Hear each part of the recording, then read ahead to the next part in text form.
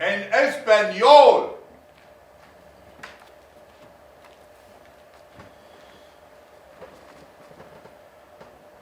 Somos relaciones, corazón vibrazado, te amo y gracias, madre de la tierra. English only.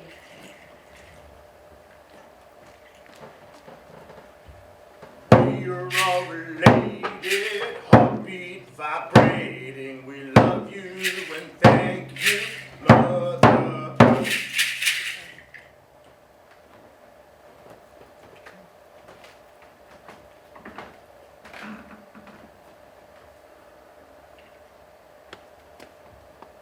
And that is how we lost our language.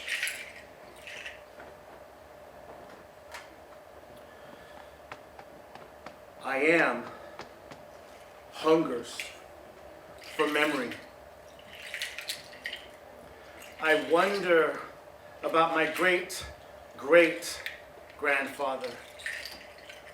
His voice echoes in Nahuatl. He dons traditional garb. I stand awestruck. My mind pretends to go back in time. I hear the steady rhythm of the drum.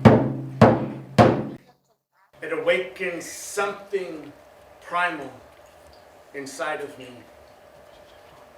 I feel the drums vibrate through me. I feel the drum vibrate through me. I feel the drum vibrate through me. My hands touch the animal leathers. I worry I will wake back in the present. I cry tears of rapture, affirmed I am his great-grandson. I understand pieces of our language. In lak ech alak I means you are my other me and I am your other you. If I hurt you, I harm myself, but if I love and respect you, I love and respect myself. I dream this is real. I try and teach my sons. I hope they will teach their children that we live on. I am Apache, Yaqui, Mexica.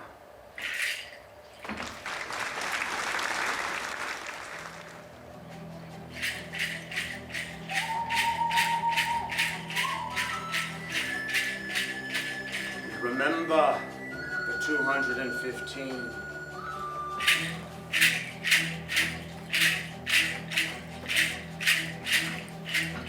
We honor the people of the First Nation and pray for the children that never made it home. 10,015 bodies of children found outside of a residential prison, buried inside of a mass grave. Schools were designed to assimilate the natives. Children were forcibly taken right from the arms of our family by law and placed in these border schools. Imagine police coming into your homes and kidnapping your children right in front of you. Parents who try to stop them were beaten and killed. We have a painful history with so much blood spilled. Students were beaten into submission, no longer allowed to wear our custom clothing, cut off a long hair and sense of identity. We can no longer sing our native songs like hey ya, hey ya, hey ya, hey ya. No more banging on rhythmic drums, tore off the heartbeat of our nation. Forbid the ceremonial dances. banned us from speaking our native languages. I wish that all lives matter. So many abuses, so many lives shattered. We remember the children and give them a moment of silence.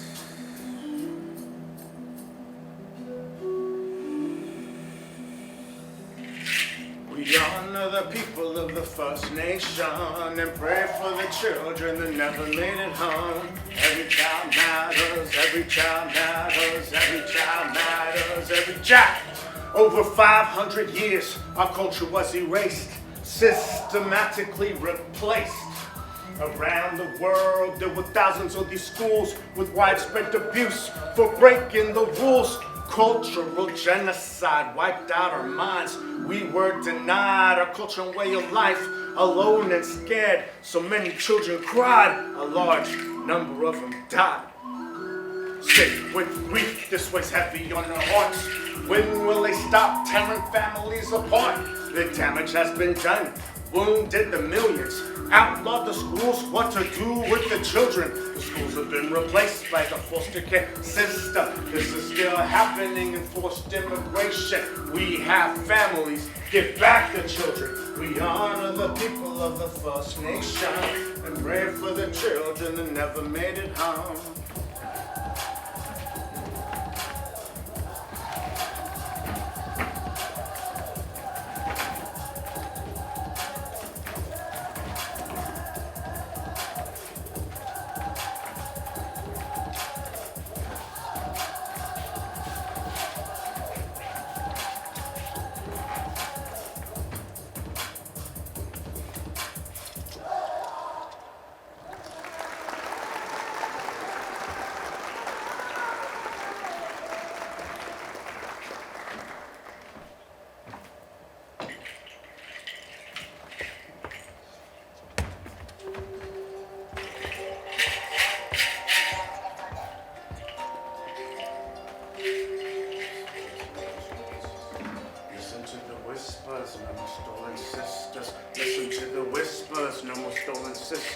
Listen to the whispers, no more stolen sisters. Missing and murdered Indigenous women. Missing and murdered Indigenous women. Missing and murdered Indigenous women. Most horrendous crime in the nation, yet seems like no one's ever heard of it. Native girls and women kidnapped and raped and killed at 10 times higher rates. Across Canada, Mexico, and United States. Where's the headline? Where's the outrage? Half of Native women are victims of sexual violence. I'll not stand silent, deaf, dumb, and blind. I pray to the east, northwest, and south. When you see a red hand painted over the mouth, it stands for all our missing sisters, whose voices are no longer heard. Disappeared, hurt with no return. Over half of these cases are murders. Third leading cause of death of Indigenous women. The silence of the media and law enforcement strikingly goes unreported. Taped, trafficked, used and abused. If all lives matter, why don't they make the news? Thousands of unsolved cases have been documented, yet go missing in life and in death. A third are women under the age of 21. A quarter are girls under the age of 18. A white hand represents the unseen. Listen to the whispers, no more stolen sisters. Listen to the whispers, no more stolen sisters. Listen to the whispers, no more stolen sisters. Missing and murdered Indigenous women. Missing and murdered Indigenous women.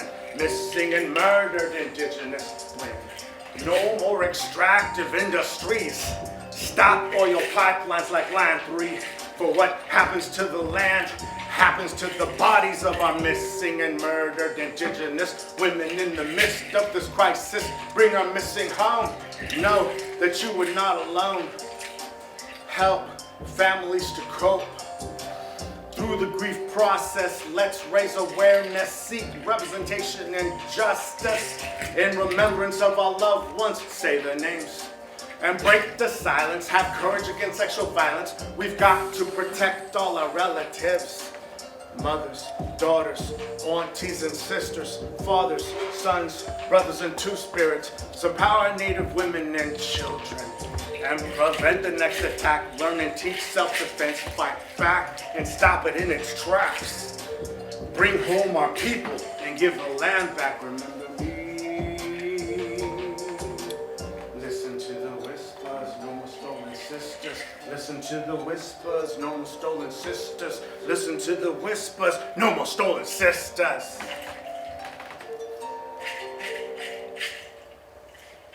Thank you.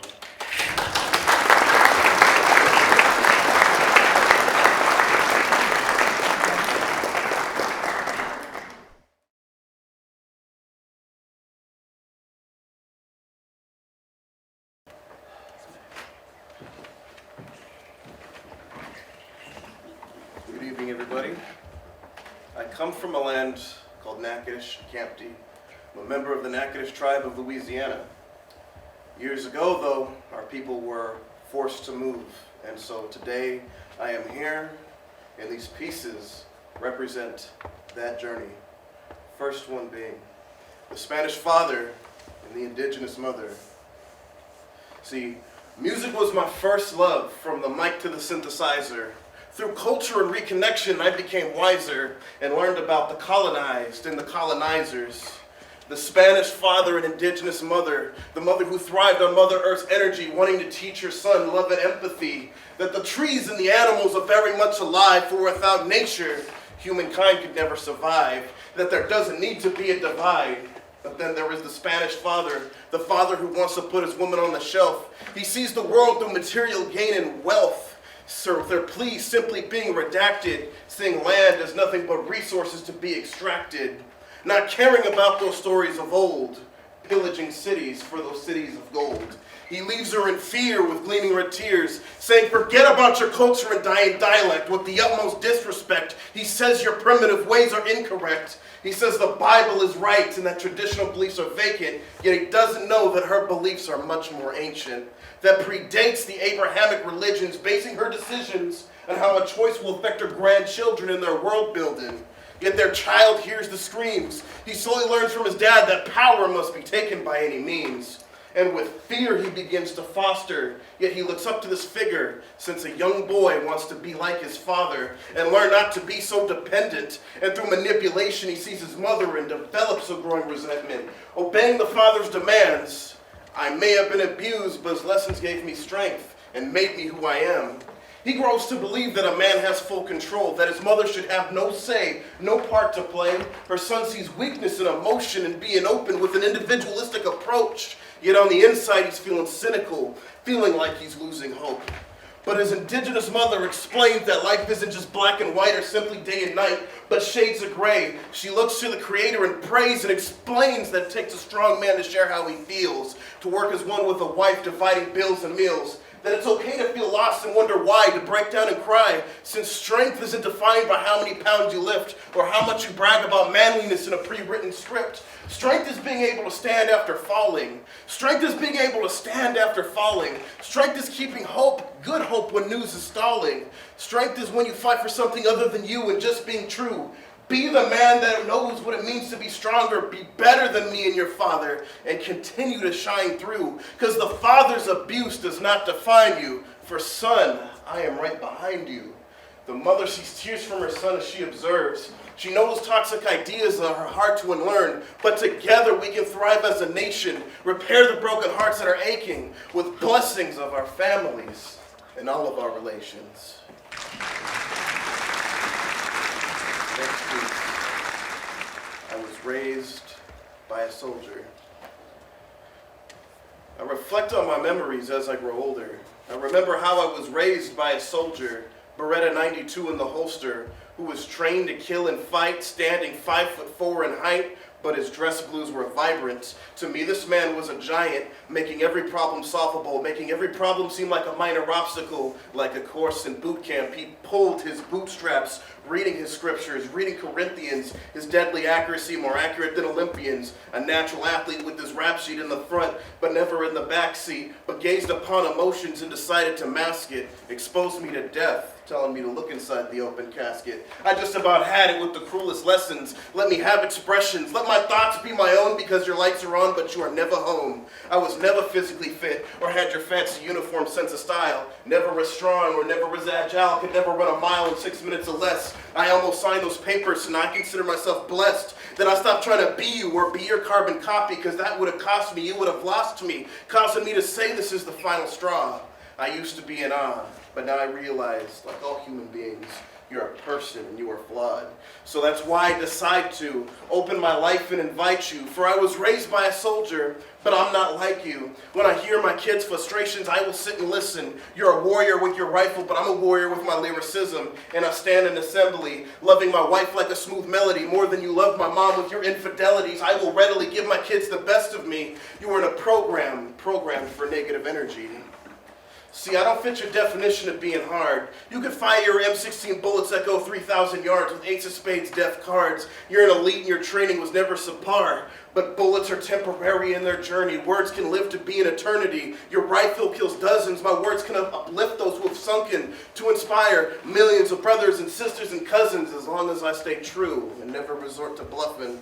But see, I admire what you overcame because your brain can be a creative yet a destructive device. I respect and admire your sacrifice. But I've developed a relationship to place. I hope you admire the world that I've been driven to create, to see how powerful I really am on the videos and recording cams. Because I'm a rapper, I'm a poet, I'm an MC, I'm a spoken word artist, or whatever title you desire. I hope I can speak my truth while you give me cover and fire. As we go from cover to cover, you can make your rounds, make your numbers, and I'll check my rhymes because my words are like your rifle. There are many like it, but this one is mine. And I will write with the many morals instilled in me. Speak clearer than my opponents trying to take my free will from me. I will write, I will honor my ancestors, never suppressed like the barrel of a gun attached to a suppressor. Because I'm alive and my tribe exists, so if I'm tempted with evil, Creator, give me the strength to resist. Because we both suffered the loss of our older brothers in negative depictions. One to mental illness and the other to addiction that fries the wires, eating away like Alzheimer's. We don't speak their names often because our last feelings were rotten, decomposing rage. You turn to your Bible, but I burn to my sage. But both look upon past memories and press replay to remember when the world was warm and couldn't get any colder. For I'm my own man, but I was raised by a soldier.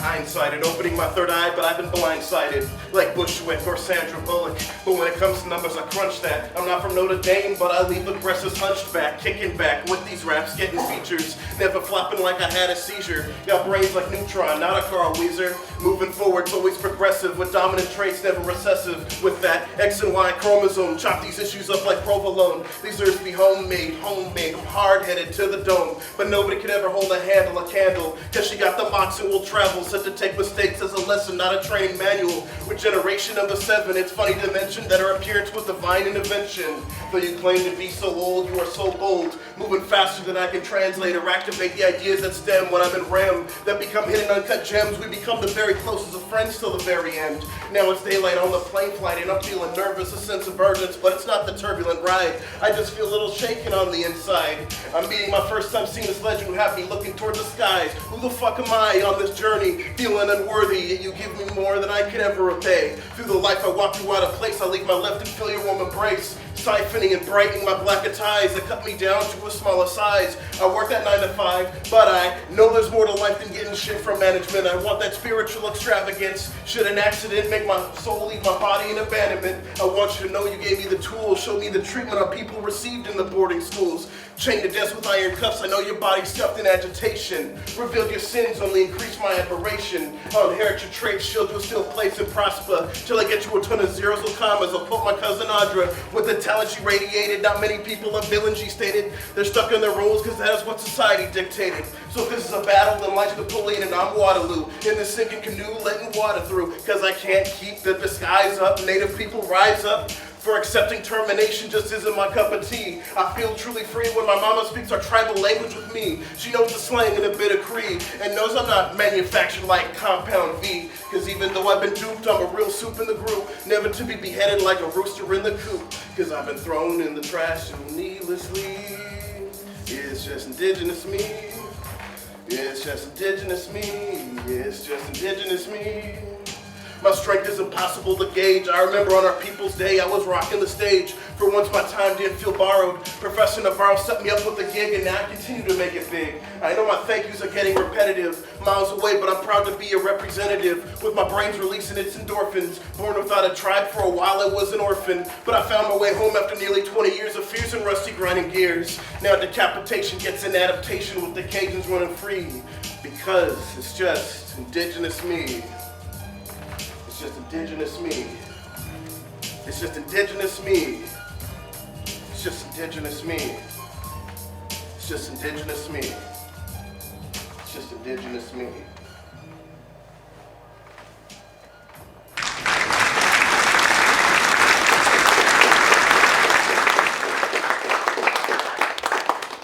This last song I'm performing for tonight was called 1998.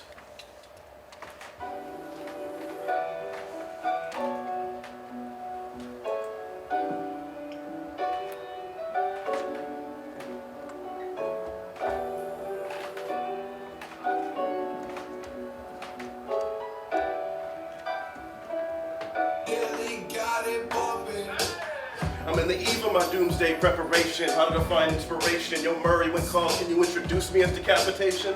I've studied to ban my inner ignorance, never flinch at another man's omnipotence, never move an inch when faced with hindrance. Piss off my supervisor, colonizers in an instant with my mere existence. The life of an indigenous wordsmith, rise up with the very energy I used to hurt with. Make audiences nervous when I drop the verses. It's like the sermons burning in the churches, but my place aren't cold walls and a roof, it's Mother Earth's institute. My astute observations, my brother life would be heralded as gold mines. I miss the simpler rhymes, the simpler times, leaving so much behind. Ain't I released my binds, ever so merciful? Who knew this death-loving rapper curse irreversible would outlive his commercial circle? Who knew being reckless would lead to a garden of peace with an early morning breakfast? This beat will hit men and women equally, never sexist. Crack more teeth than the tooth fairy teaming up with the dentist. And mock my oppressor for the depravity. I'll be digging holes in the ground for you like a cavity, taking inspiration from Nas cinematically, make a classic. And if no one was having it, I was proud to be a part of it. You can black market as if it was ivory, an example of piracy. I'll hang that shit on the wall in the privacy of the studio, directly attack an opponent's life points like it was Yu-Gi-Oh! I'm an MC on duty, yo. Since 199, number 8, I was up late and made my escape through the gates of life.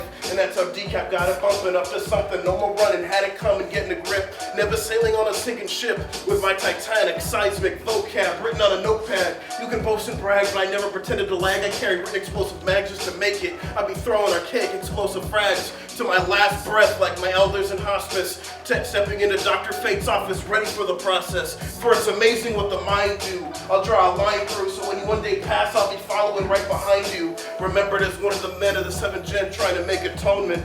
Wondering how many died so I could be alive in this very moment. Wondering how many died so I could be alive in this very moment. Wondering how many died so I could be alive in this very moment. Wondering how many died so I could be alive in this very moment. Thank you.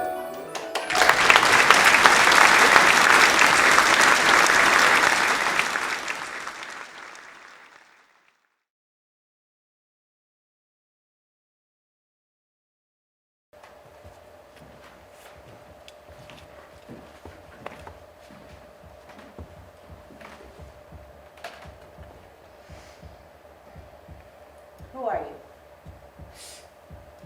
Little cafe au lait baby. Looked like milk, smelled like coffee. Mama Beckcourt called her Anna. Papa Vasquez, Ana. Mom was always there, and the one who signed the birth certificate while Papa was at training, so Anna Marie was she. She babbled to the richness of many vowels, nourished by the aroma of sumpage, coivish, pilosish, quemaditas, tortillas, pintos, and the tears from drying chilies in the basket on the shelf. There were hallways of carpet, hair dryers and curlers, encyclopedias. There were hardwood floors and puppy piles, rooms of warm brown skin, Spirograph, Barbie, Primos, toilet deodorizer, Vitalis, Listerine, and Dippity-Doo. She was made alive with the sounds of the guitar and the gritos and the love. She sat on Cesar's lap with Brother Mateo, dined with the priest at Abuela's house, went to pig killings and Portuguese festas, but now I don't know Spanish. I don't know Portuguese beyond "Con mi calet." Coisa linda. Mijita, mira la luna. No llores. Some dirty-faced kids at the playground looked, asked, wondered, "What are you?" Like they needed to know who I was before they knew how to treat me.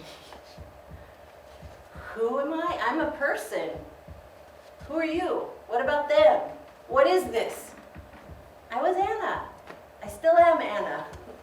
Cultivated into a household of contrasts, family and conflict, Portuguese, Mexican, American, from Texas, LA, Selma, the Azores, the earth.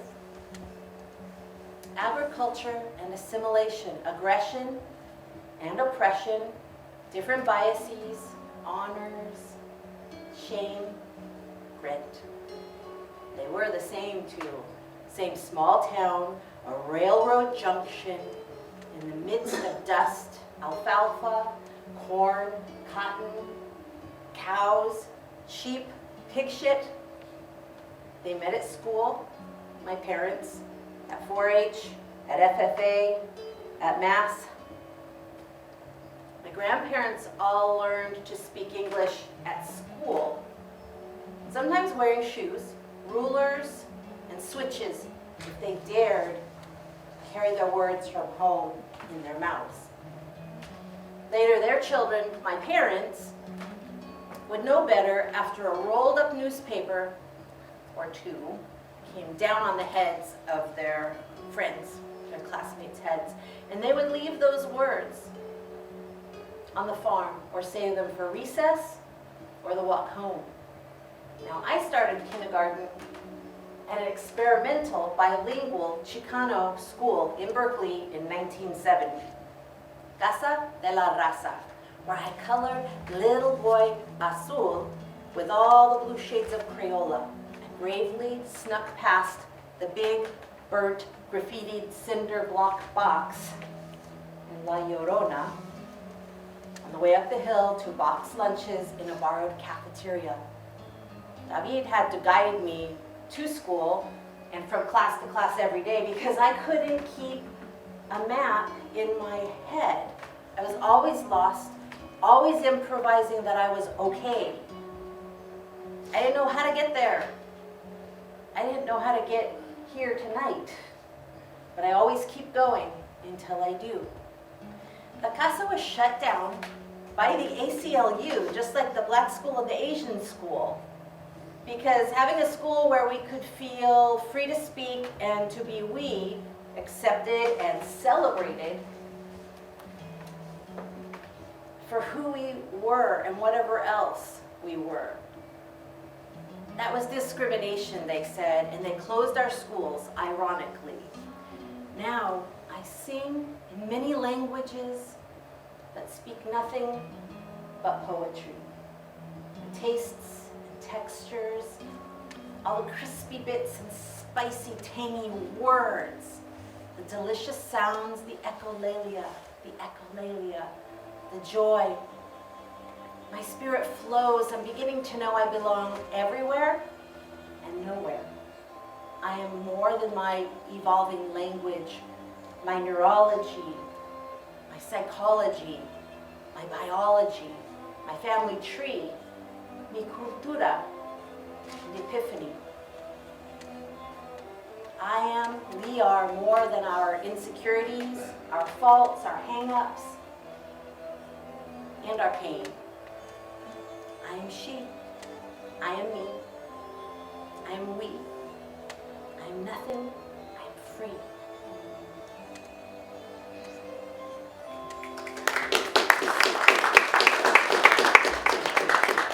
This next poem came out of a fit of mama bear anger. As I was writing it, I was reflecting on my anger after somebody wronged my child, after a breakup, with a smear campaign, and I started thinking about it, and it was a little familiar. To young, naive me from old, still naive me. To giants, hearts, and the splashing bleeds of first pets. I remember you, feeling discarded, unvalued, unsecured, when breakups happened, whether friends, more complicated ships that never should have sailed, when there was primal anger and heartbroken shards to navigate, tender, bare-souled.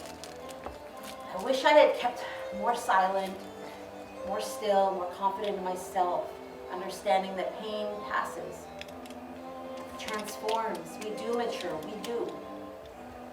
Those haggard words hurled, distorted perceptions unfurled, accusations and angst, and smear campaigning, no matter how justified we tried to convince ourselves to feel, they are, were, will be irretrievably released once they come out of our mouths.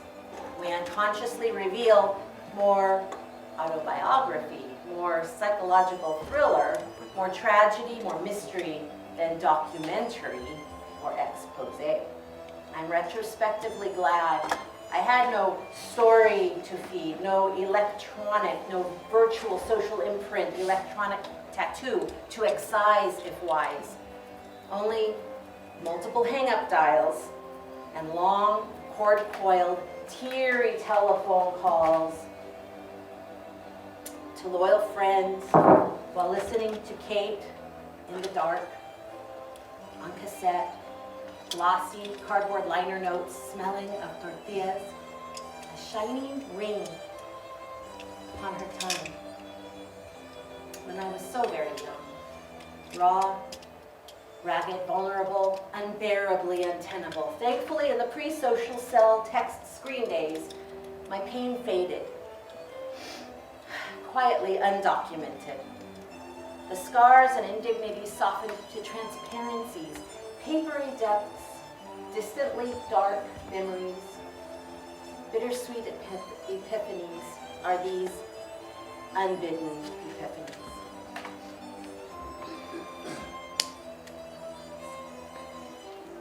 So this next poem is called The Shift. I saw a man with his hand wrapped up pink standing outside the clinic as we left our appointments.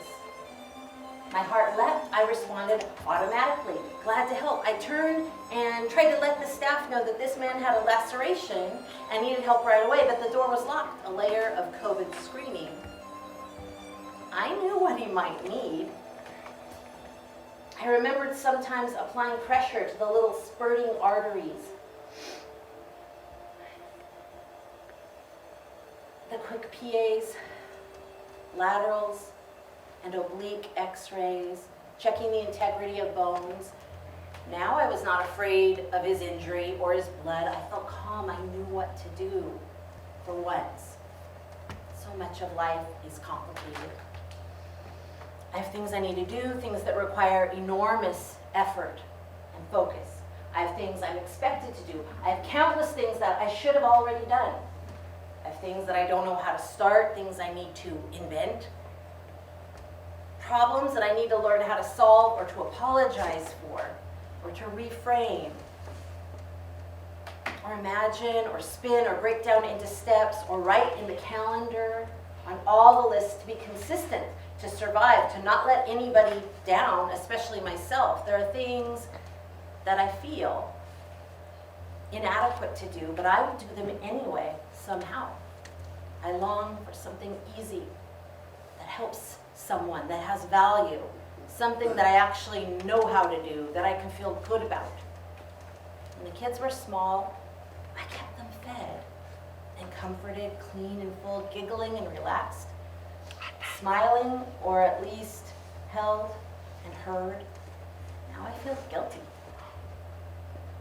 like a failure sometimes, when they're anxious or depressed, or I feel unappreciated when they disagree with me or see my apparent lack and criticize like old youth do. I step back to give them some independence, to let them bloom, and also out of need after surgery and returning to work. Now they don't remember when I cooked and cleaned more and sewed their clothes. I love them, sacrificed my body and mind and whatnot, but it wasn't enough. And it isn't an option anymore because they are grown and I am older, not just older, but old. They're not happy.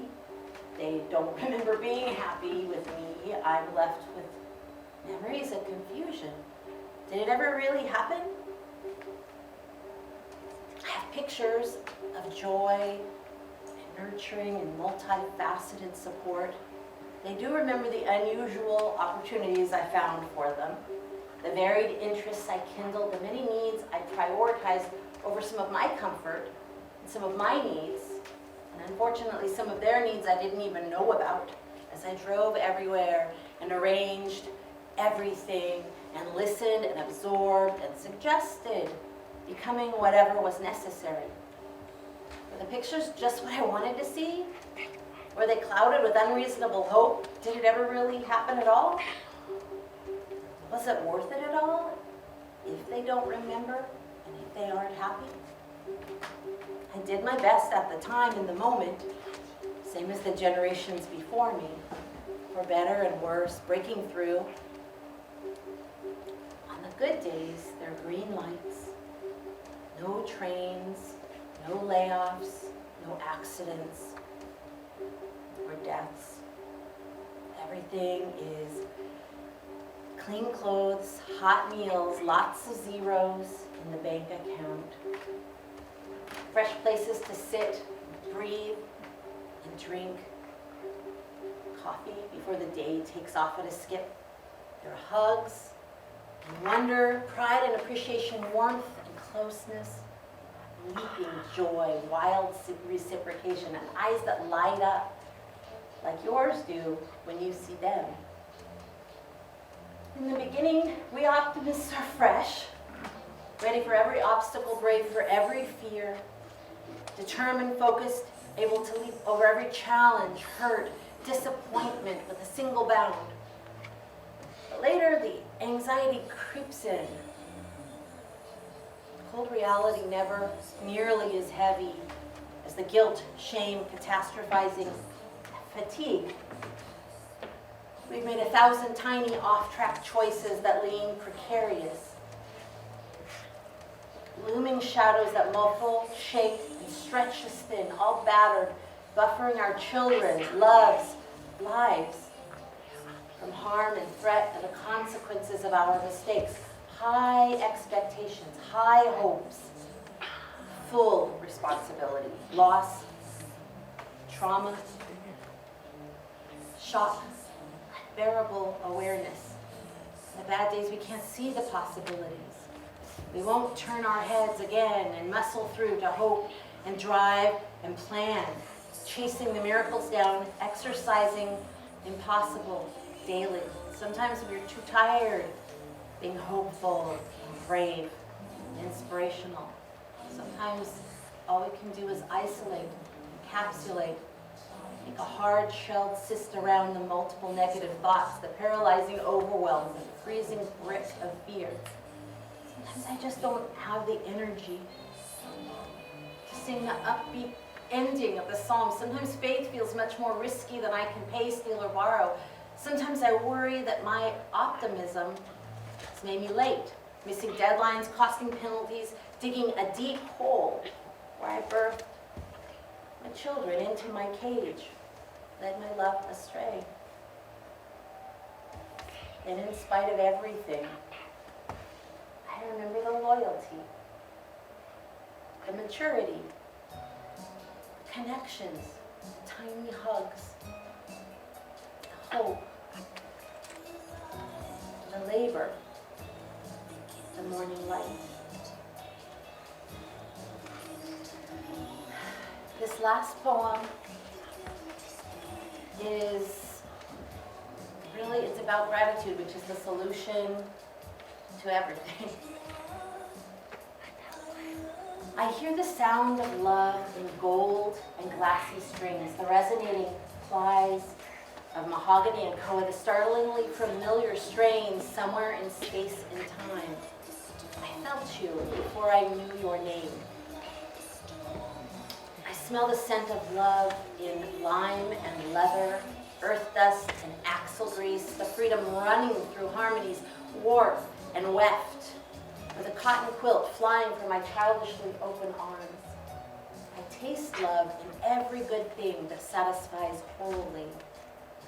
Aromatic in the green, summer sweetness dripping down my chin, the crunchy roasted and the raw milk and honey ice cream, the sound of a smile and an honest voice, the feel of light in welcoming eyes, the superfluous hues that color now, a feeling of warm rock under this tired bag of bones and flesh, the cool breath of splashing wind, the breathy ropes of river. And even in imperfect people like us, I feel love in the simple things done when no one is around.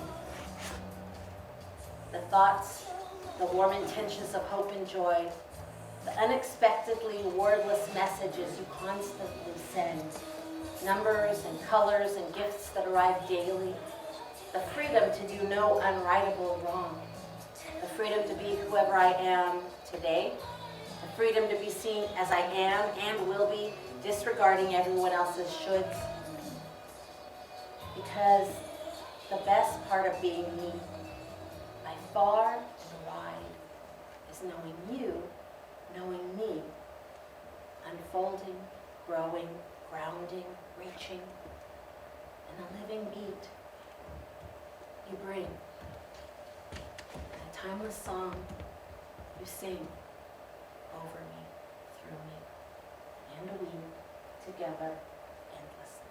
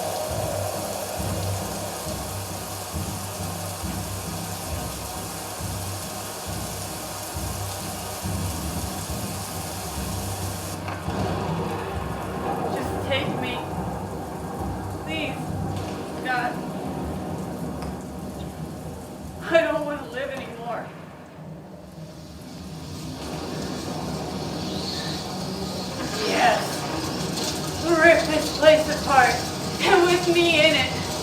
Take me, God. Take me.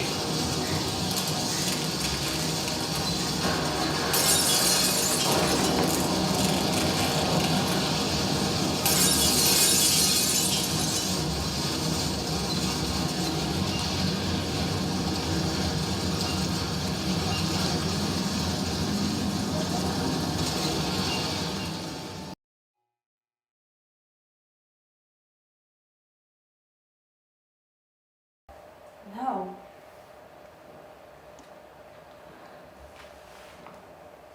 I'm still here? Why? God, why? I don't want to be here anymore. I don't want to live. Why didn't you let that tornado just rip me apart and take me away? Why?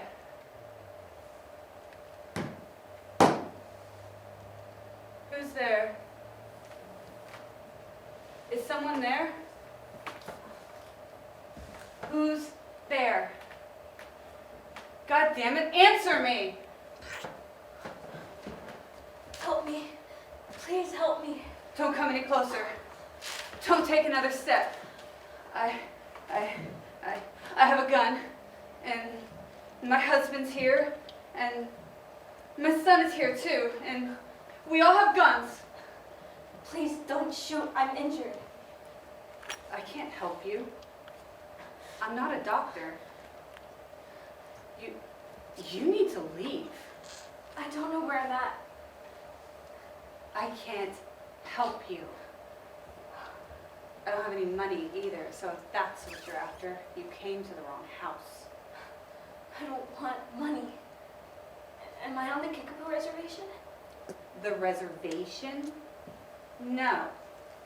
You're nowhere near it. You're not welcome here.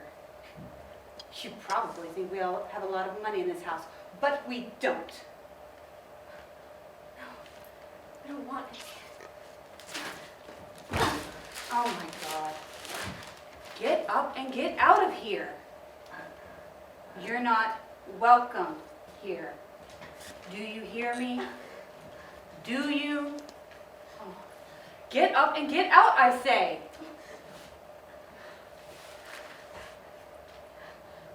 You're bleeding. Here, let me help you.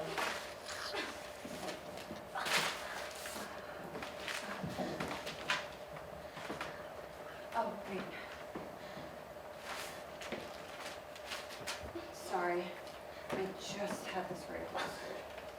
I can't go through that again. You're shivering. Here, let me get you a blanket and something for your head.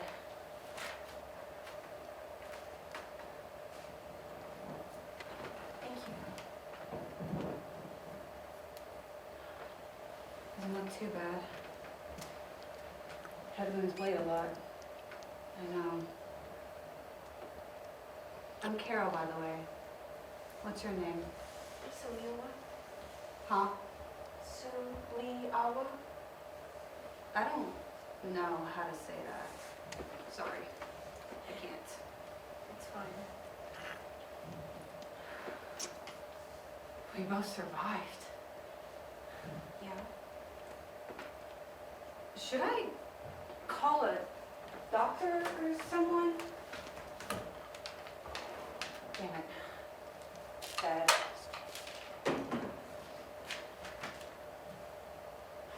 There's no signal either.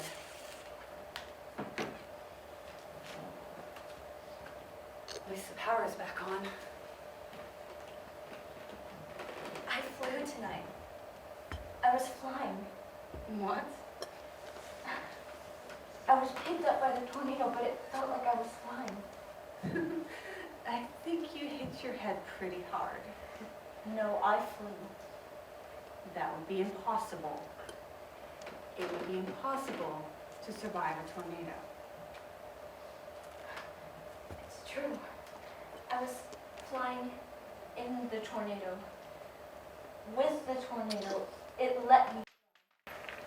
It gave me powers. You'd be dead. Where do you live? On the res.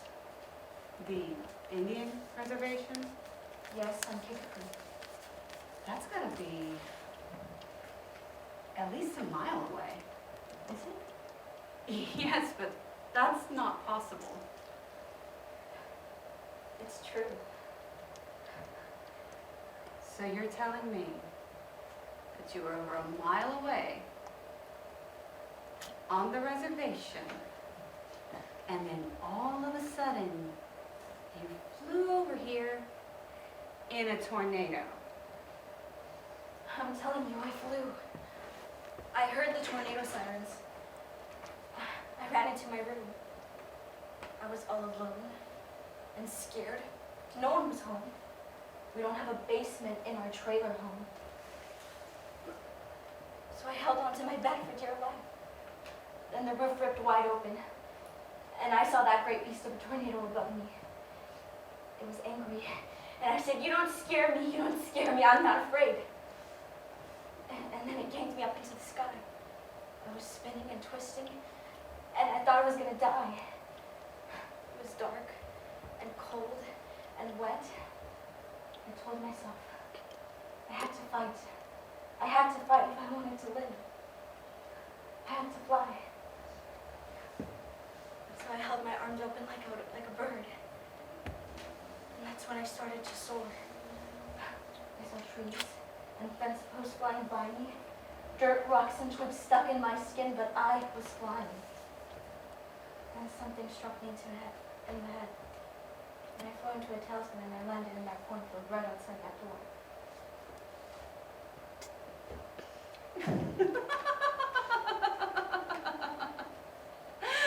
I don't believe you.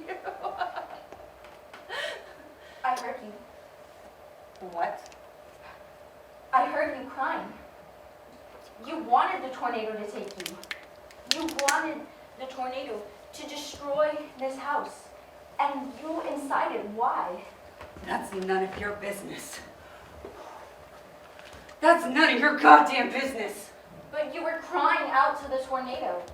I'll be goddamned if you're gonna sneak onto my property and listen to my private, most intimate thoughts. God damn you for that. You have no right to... You have no right to do that. You sounded so desperate, so lost and so alone. But it was a familiar sound to me. It was something that I've heard for many years, until I didn't anymore. How dare you listen in on me? How dare you? I thought you needed help. Well, I don't. I don't need your help. You're just a kid. You can't help me. I've seen a lot of things. I've dealt with a lot. I know pain. Yeah? Well, my husband left me. He left you for another woman. I wish. No.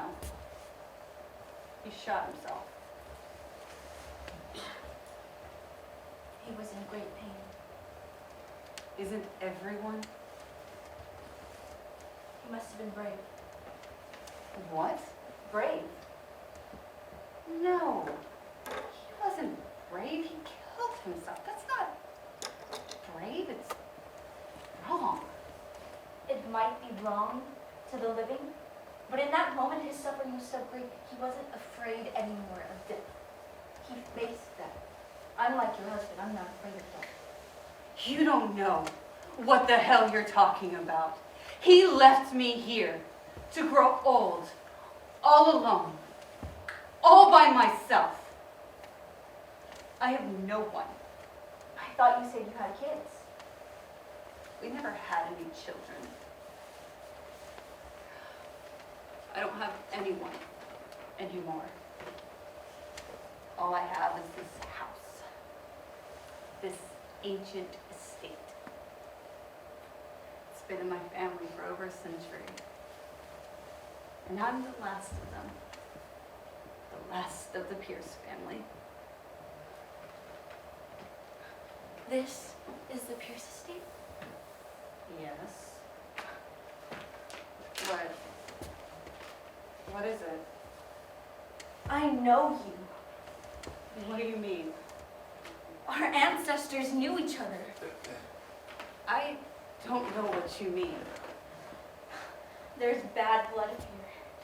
That cornfield right outside this door belonged to my ancestors. Your people stole this land from my people. What? They stole our land. They ripped my people away from the place that they loved. They built a dirty, disgusting railroad through it. And then they built this extravagant mansion to mock us and to show us that they were in power and we were not. I don't know what you're talking about. I don't know anything about that cornfield or that railroad. You're lying, Carol. You know what I'm talking about. No, I don't. We have stories about this land. Our ancestors' resting place. And spirits still reside here. Right outside in those cornfields. What do you mean? They're bones, Carol. The bones of my ancestors. That's crazy. I don't know what you're talking about. That cornfield saved my life tonight. That's native corn. My ancestors planted that corn many centuries ago. They saved my life. You're crazy. You know that, right? You're crazy if you think that you can fly in tornadoes, or that there's magical corn out there in that cornfield, or that your ancestors still reside in that corn. Well, they don't. You're just crazy.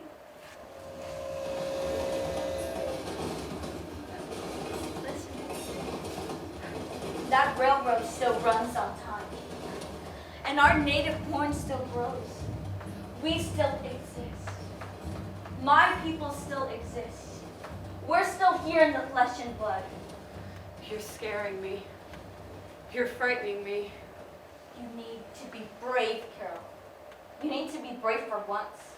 Please, don't hurt me. I'm not going to hurt you, Carol. Don't come near me. Don't you try anything.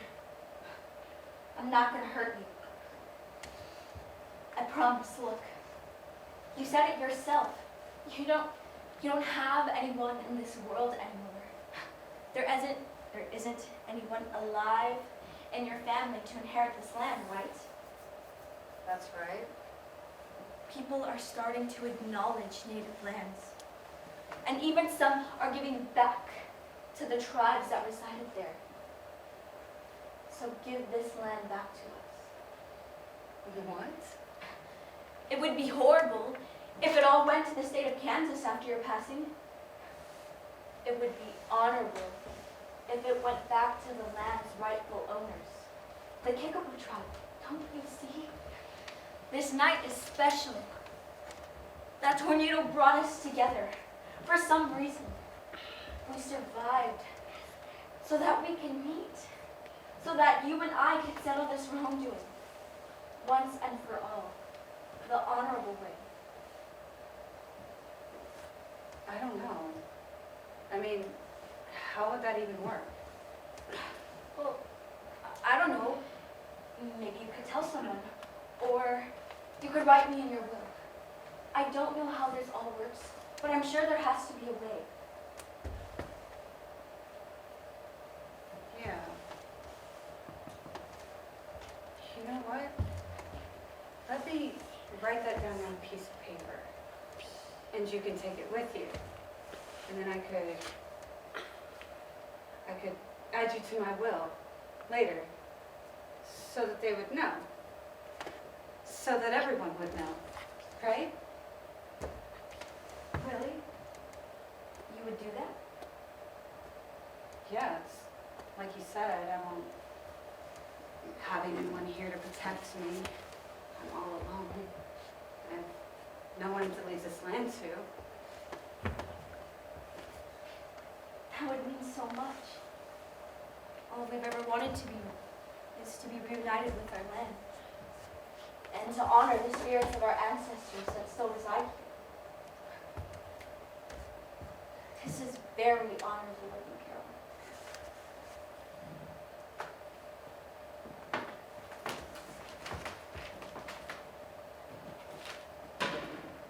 What are you doing?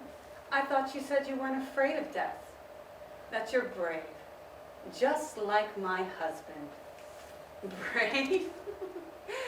You came into my home without my permission. You're an intruder. This was our land before it was yours. Shut up! This is my land. And I don't care how my family got it. Say hello to my husband.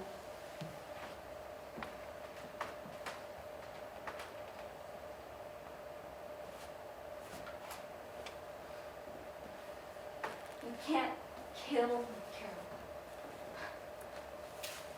You're already dead.